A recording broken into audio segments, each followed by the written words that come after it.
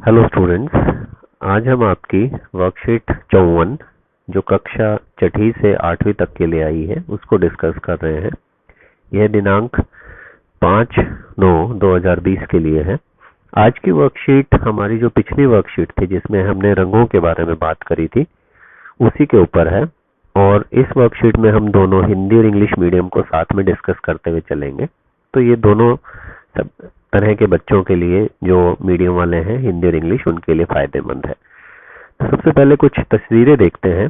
आप देख रहे हो, इन तस्वीरों को देखकर आपको आज की वर्कशीट के बारे में थोड़ा अंदाजा हो जाएगा किस तरह से हम कोई भी त्योहार मनाते हैं या आपके घर में हवन करवाते हैं, पूजा करवाते हैं, और उसके बाद वहाँ की हवन सामग्री या जो है मंदिर में जो भगवान की जो खंडित मूर्तियां होती हैं या जो आइडियल्स होते हैं उन सबको हम जो है नहर में, नदी में या तालाबों में ले जाकर डाल देते हैं। ये बहुत पुरानी प्रथा चली हुई है, लेकिन उससे जितना भी हमारे पानी है इनका वो दूषित हो जाता है। तो उसी के बारे में आज वर्कशीट है। तो आज की वर्कशीट शुरू करते हैं। सबसे पहले इंग्लिश में देखते हैं। ए बेंगलुरु बेस्ड ऋषिता शर्मा एक लड़की है जो स्टार्ट करती है अपनी journey for zero waste lifestyle. इस लड़की ने क्या किया कि अपनी लाइफ में इस तरह से चेंज किया कि कम से कम, जीरो मतलब कुछ भी जो है कचरा बाहर ना फेंके या इस तरह की चीजें यूटिलाइज करे जो कि वो रीयूज कर सके। उसने ऐसा क्यों किया? She learned about the problem of water pollution due to immersions of Ganpati idols made from plaster of Paris along with the idols that they take month to decompose. Devotees were also dumping puja waste.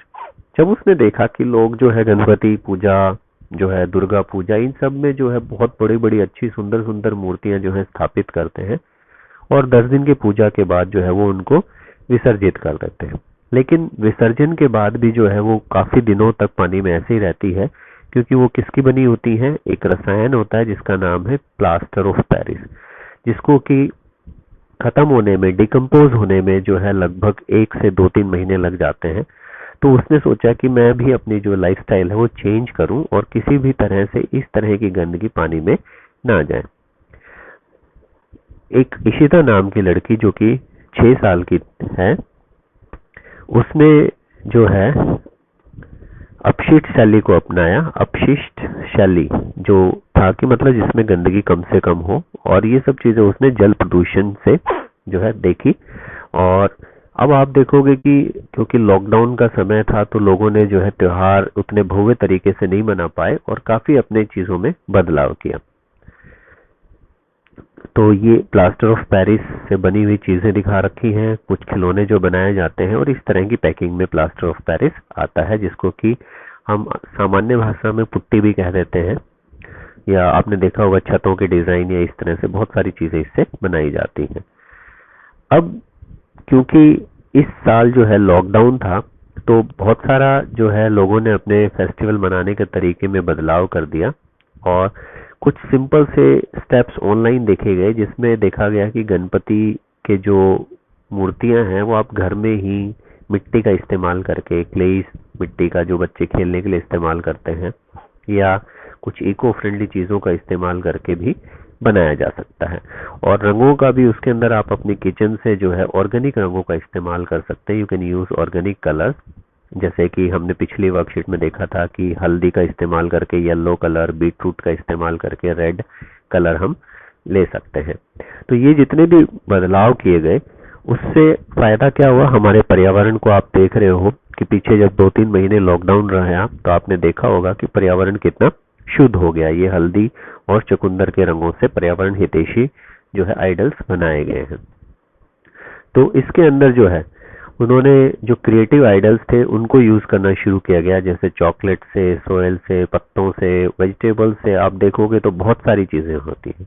अब यहाँ पे इन सब चीजों से बने हुए idols को कहा जाता है बायोडिग्रेडेबल। बायोडिग्रेडेबल का मतलब क्या होता है कि जिनके हमारे वातावरण में ऐसे सूक्ष्म जीवी हैं, there are so many microorganisms in our environment which can decompose or break down into simpler molecules like carbon dioxide, water और मीथेन एंड microorganisms। तो इस तरह से जो है वो उनको इजीली खत्म कर देते हैं। तो ये एक फायदा हुआ कि जो है इस तरह की चीजों से बनाए गए जो आइटम है उनको हम आसानी से जो है विसर्जन के बाद जो है खत्म हो जाते हैं वो, और उससे बहुत अधिक नुकसान भी नहीं होता और पोल्यूशन भी नहीं होता। तो ये एक अच्छी चीज लॉकडाउन में लोगों ने सीखी, जिसका फायदा जो है सभी को हो रहा है। आप देख सकते हैं प्रश्न उत्तरों के बारे में। पहले अंग्रेजी में जो प्रश्न उत्तर है उनकी बात करते हैं।